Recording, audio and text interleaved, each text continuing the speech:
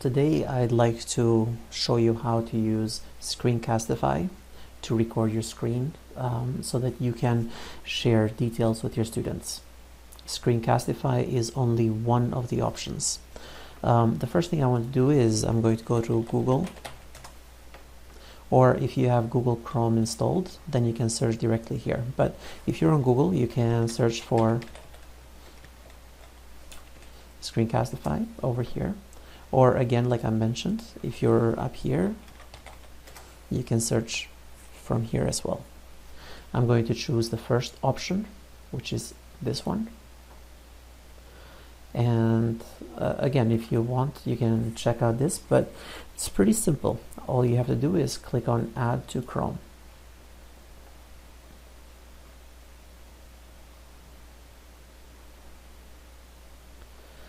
So again, you get a chance to view the reviews and a short video about it, but for now I'm just going to add to Chrome. I also want to note that if you're already logged in, then this should happen automatically. If you're not logged in, you probably would have to sign in first. Click on Add to Chrome, and I'm going to click on Yes, I want to add this extension. It is checking and it will automatically install it. And if you go over here, you can actually see that the Screencastify is actually added to Google Chrome. If I click on it, I should get a menu. Step number 1, I'm going to sign in with Google. Currently, it's automatically set to save the videos to your Google Drive.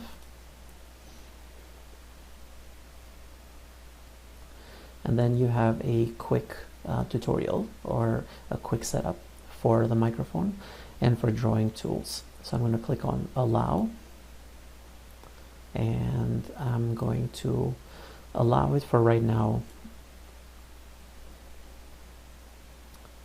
And yes, I do want to give it permission to use my microphone. Click on Allow.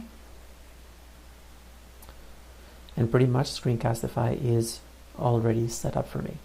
So at this point, I'm going to go through the menu really quick. So if I go here, you have a couple of different options. Number 1, you have the browser tab, so I can basically record only the browser that I am in. I also have the desktop tab, which will record the whole screen, or I can choose the webcam only. Currently, I have the trial version, which allows me to make only 5-minute videos. However, Screencastify has been nice enough to give a free update for all teachers during the COVID-19 outbreak. So if you click on Upgrade, you should get the option here to get this plan, the $49 per plan. Later on, if you want, you can also choose the educational discounts, so you get this for $29 after the discount ends. So I'm going to click on Get Started. So now that we're over here, we're not going to click on Enter Payment. As you can see, the cost is $49. But if we click on Redeem Coupon, we're going to search for gas COVID underscore between the two words. Click OK. And it should automatically give the total to 0 and activate license.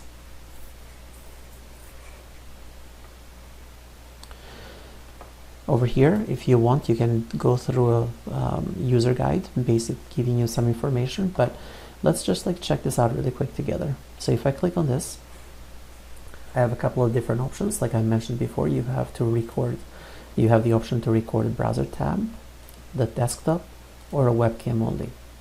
I'm choosing to use the microphone or not, and there's no webcam currently on my desktop, so I cannot record from the webcam. If I click under settings, I have different options. For example, the resolution that I'm recording in. I can also change the resolution and the frames per second.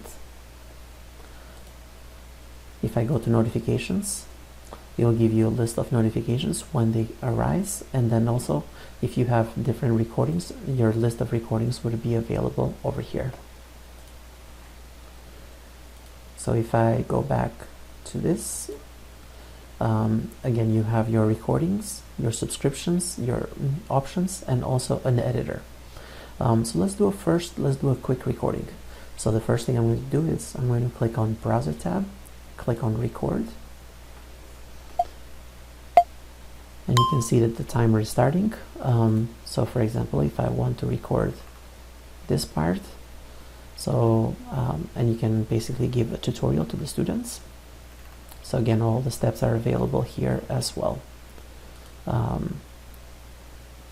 But once you're done with your recording, what I can do is click on pause, which is in the bottom. And then after a second or so, I should get the option to see the end recording, which is the stop.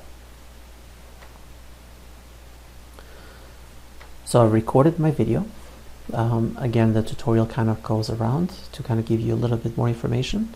So basically, at this point, I'm not interested in the tour, but I definitely would suggest that you give a look at it. And I'm going to click on Skip Tour. So you have a couple of different options here. This is the view of what you actually recorded. You have your options here in terms of how to share it. So I can share it directly to Google Classroom. I can publish it to YouTube, or I can get a code directly. I can also download it. So if I click on download, it will automatically download as it is. Or I can export it as an MP4 file, or I can export only the audio. You also have the option here to open in editor, so you can make changes to the video that you've just recorded.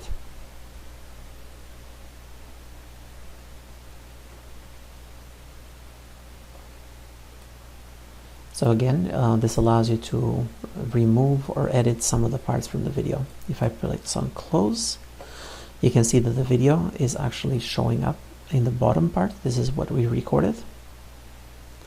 And then at any point, if I want to make a change to something, then I can remove a particular part of the video. So for example, let's say that I want the video to stop at this point. I can cut a particular section of the video that I don't want any longer. I can also crop. So if I don't want all the video to be shown, I can choose to crop the video and show only one section of it. So once I'm done, I can go back and click on Save to Google Drive, or I can download it as an MP4. I hope this was helpful. If you have any questions, please do not hesitate to contact me.